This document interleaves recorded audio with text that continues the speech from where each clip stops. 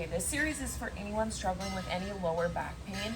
It's gonna actually activate the supporting muscles of our back so that the muscles that are super tight can release, because that's often what's happening, is a tightening of muscles in our lower back. So I want you to start off on your back with your feet planted, your palms face down. And we're gonna start off with some pelvic tilts. You're gonna inhale, and as you exhale, take your pelvis and scoop it up and under, tightening the glutes and closing the rib cage down. So all of this area comes in together. Let all the air out, hold here. And as you inhale, do not let the rib cage flare out and do not let the pelvis untuck.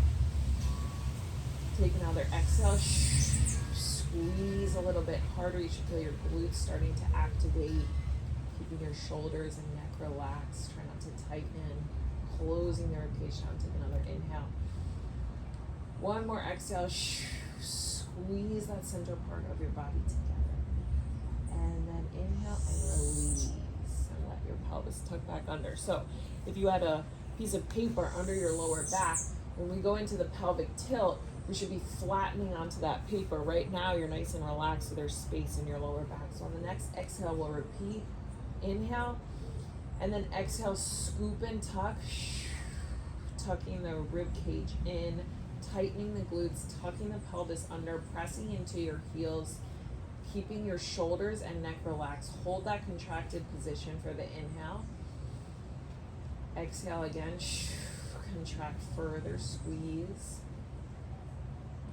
Feeling your hamstrings and the backs of your legs tighten your glutes. And release. Beautiful work, team. Now we're going to take your knees up to tabletop position. Again, we're going to keep that tucked position in your pelvis. You're going to feel your abdomen start to tighten. Sometimes I like to keep my hands over my rib cage to make sure it stays tucked down. And then one toe at a time, we're just going to tap towards the lower part of our mat without letting our back flare outward. So keep the pelvis tucked.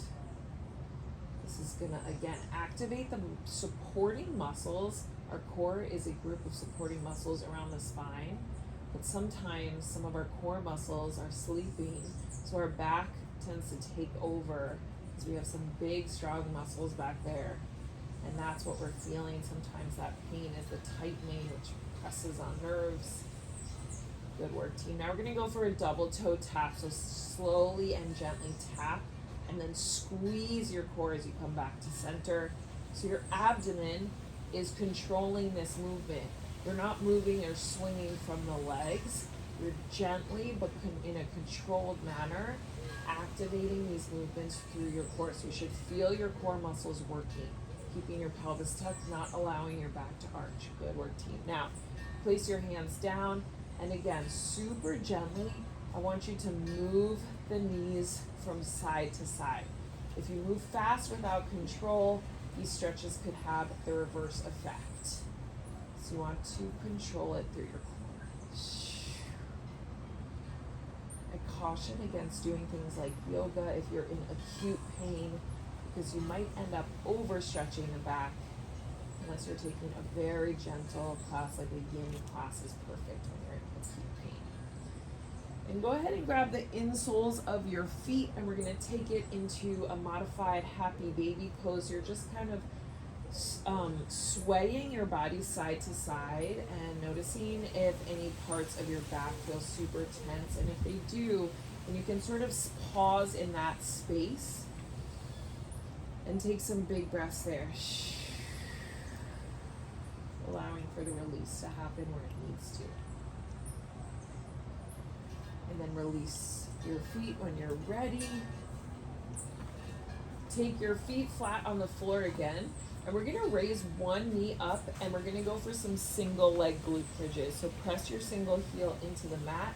Lift your hips, squeeze your hamstrings and glutes, and then slowly curl your spine back down. Now, if this is causing any pain in your back, then go ahead and leave this pose out or reduce your range of motion. You might only be able to get a little bit off the floor today, and that's totally fine.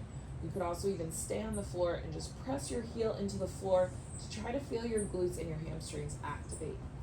Glutes and hamstrings are part of our posterior chain, which is again going to be a system of support for our back, but sometimes our glutes and our hammies are sleeping, which can cause our back muscles to overfire. Last one on this side, and then go ahead and switch sides so the opposite knee comes up. Press into the mat with your heel. Feel your glutes and your hamstrings activate. You can touch your booty to see if it's tightening. So you feel that contraction. And then slowly, gently come back down.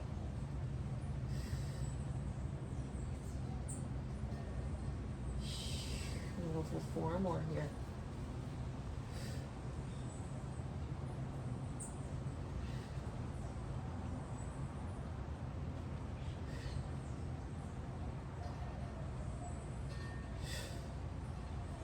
Nice work, team.